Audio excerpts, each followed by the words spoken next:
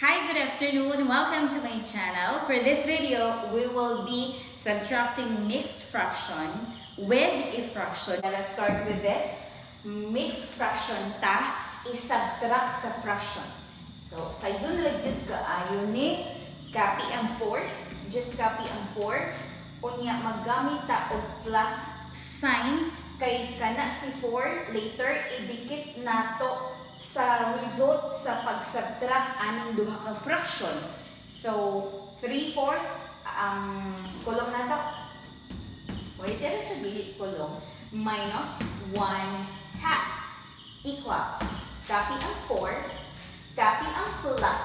Unya, dria is unlike denominators man sila or the similar fractions ang duha. Then, sa pag-subtract nila is, ang ganito na to is katong ginatawag sa mga bata nga butterfly, kanang butterfly. Okay, unahon na to, multiply ang denominators. 4. 4 times 2, you have 8. Pagkahuman, cross dayon ta. 3 times 2, you have 6. I-copy lang, minus kanina pong isa, 4 times 1, you have 4. Equals, copy ang 4. Just copy ang plus, and then, diri ata, bar sa tauna. Ang 6, 1, og 4, you have 2. And then, copy lang ang 8. And then, i-reduce na to ni si 2/8, kay ma-reduce pa man siya. Copy ang 4. Copy ang plus, and then kanang si 2/8, i-reduce na to. Mangita tag number nga ma-divide into 2, makabahin po sa 8. Let's pick 2. Divide by 2 pa diha sa taas. Sa baba po, same number lang ha. Divide 2 po ka diha sa baba.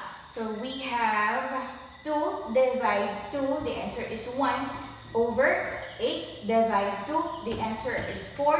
And the final answer, idikit ragid nato na sila, equals. Copy ang whole number ng 4, idikit ang fraction ng 1/4. So this is the answer.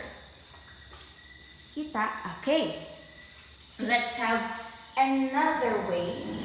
There's another way on how to. Let's have 4, same gihapon, 3/4 minus 1/2.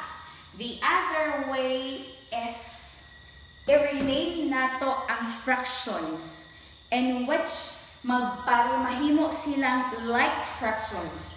Copy lang sa si 4. Magbutang tag plus sign kay idikit nato ni later. Kana si 3/4, copy lang sa usa nato si, pwede na po na magkulong, copy usa nato si 3/4. And then, okay naman ni si 3/4, okay na din ni si 3/4. Balikan ni si 1/2, ang target nato si 1/2, mamahimo siyang fraction na ang denominator is 4, na maparihas 6. So, okay naman ni si 3/4, kanilang ato ang i-transform or i-rewrite or i-rename. Copy ang minus. And then, copy si 1/2. Di lang ta magbutang og kulong din. Dili lang ta. Dili lang nato siya i-quantize. Okay. Minus, copy ang 1/2. Copy ang 1/2. Pagkahuman, mangita tag number nga i-times sa 2 para mahimong 4. Let's take 2. Kung 2 diri sa baba, 2 pud sa babaw. Equals. Copy. Copy ang 3/4. Kay, copy po ang minus. Copy ang 3/4, dara. Copy ang minus.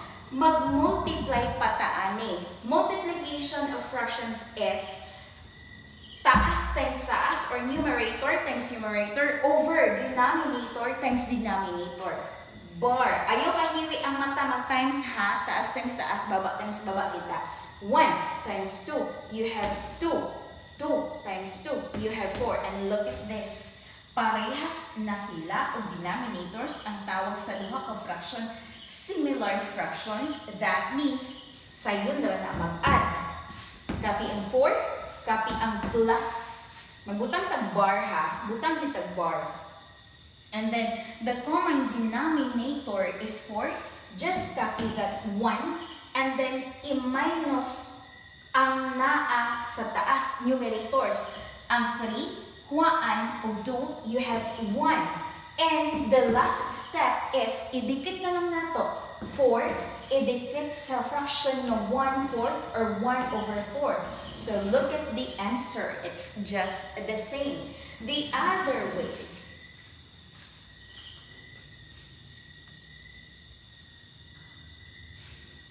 The other way is same gihapon 4/3/4 minus 1/2.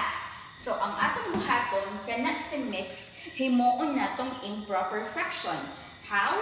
Just simply multiply the denominator sa kaning whole number. 4 times 4 you have 16.